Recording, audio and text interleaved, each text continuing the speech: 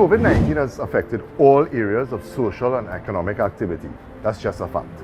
But in order to build a strong post-pandemic system, focus had to be placed on our young people in combating poverty, food security and unemployment, as well as retooling, training and creating employment opportunities as we all move forward together.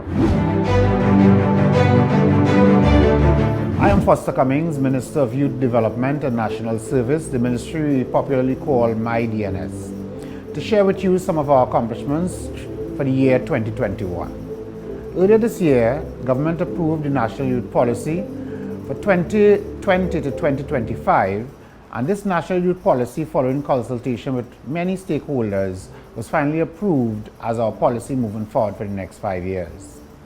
Some of the initiatives that we have embarked upon includes the reintroduction of what you would know as youth camps. We now call them the Youth Development and Apprenticeship Centers that cater for young people between the ages of 15 to 25 to upskill them in different areas such as barbering, masonry, carpentry, and those type of skills, but also involving modern day technology skills such as coding, computer programming, web design, etc.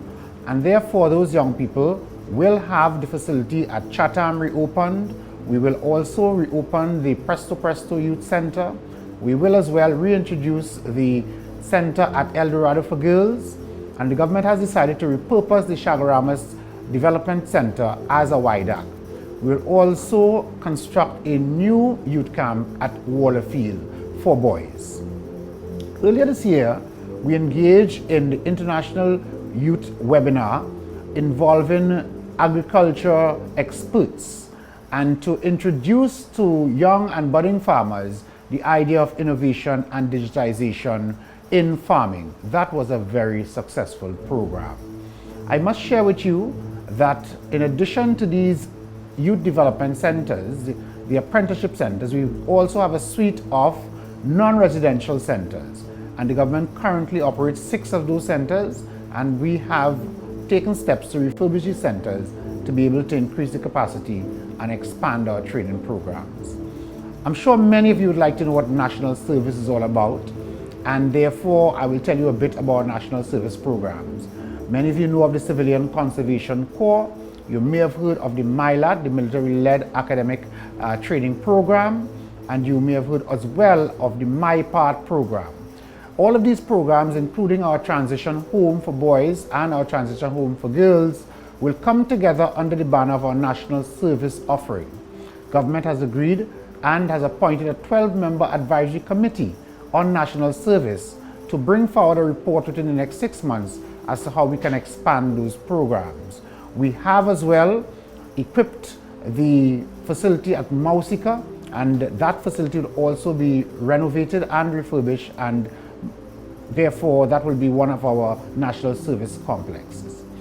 As well, government has agreed that the beach camp facility in Palo Seco will be upgraded to accommodate a national service complex in South Trinidad.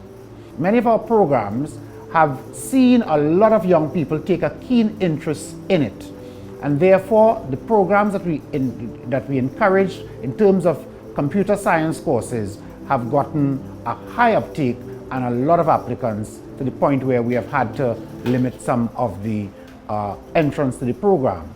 But I want to tell you that the Ministry of Youth Development and National Service is very focused and have partnered with the MIC Institute of Technology to offer some of these programs to our young people.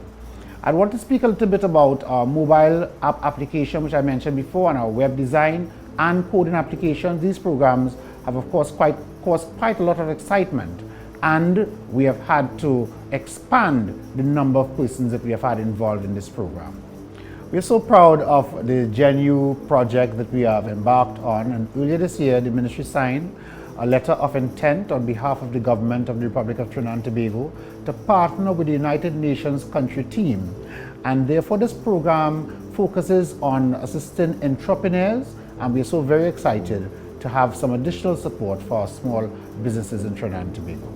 Also earlier this year, the ministry signed a memorandum of understanding with the Ministry of Housing and Urban Development through the Land Settlement Agency that will execute one of the prides of the ministry, which is the Youth Agricultural Homestead Program.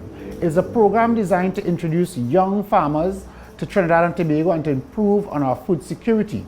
And therefore, these young persons will go into a program that will be run by the MIC in a one-year training program on agriculture, new agriculture techniques, and then a one-year practical component in conjunction with the Ministry of Agriculture.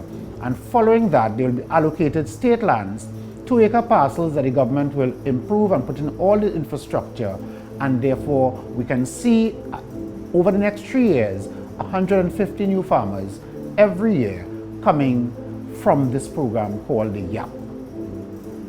We also partnered with the Ministry of Health to do a youth vaccination drive, which we called it's Worth the Shot. And of course, we were very pleased to see many of our young persons throughout Trinidad and Tobago taking advantage of the opportunity to be vaccinated against this virus, because we know how much this pandemic has affected you, our young people. This year, we had the National Youth Awards 25th edition, which we were so very excited about that program, that targeted and showcased our young people who have excelled in various areas, innovation, sports, agriculture, and it was so refreshing to see those young persons who have given so much that we had an opportunity to showcase them to Trinidad and Tobago. I wish to congratulate all the awardees for the National Youth Awards that was held earlier this year. Cabinet has as well appointed a 12-member team to bring recommendations on the future of the credit union sector. As you know, cooperative development falls under this ministry, and we will be taking steps to improve the regulatory function of the cooperative development division and to bring new technology, to bring new oversight for the credit union sector. We look forward to the report from that committee. I must advise that as well, there is a committee, a coordinating committee in place to give the government further advice and to assist with the implementation of the agricultural programs of the ministry, and we recently appointed that committee a couple of weeks ago. The Ministry of Youth Development and National Service also focuses on enterprise development. And recently, we have been in discussions with Kariri, who operate a youth incubator, a business incubator at Freeport, and you can see a lot of cooperation coming in not too distant future between the Ministry of Youth Development and the Ministry of Planning and Development, utilizing Kariri to assist our young business people and to give them that kind of support, a sort of holding hand in a business incubator to assist young business people. NEDCO, which is the funding aspect of our government support for business that falls under this ministry, has continued to facilitate a lot of business programs and advisory services to young business people, and as well provides funds to those entrepreneurs who require support for their businesses. As you would know, because of this pandemic, a lot of businesses may have encountered difficulties as the economy had to close from time to time, and therefore the government approved a grant administered by NEDCO for all small businesses, and I can tell you that over $20 million in grant funding has been distributed to business persons throughout Trinidad and Tobago. That's some of the activities that I wish to share with you from the Ministry of Youth Development and National Service. My DNS, as we say, making my DNS yours.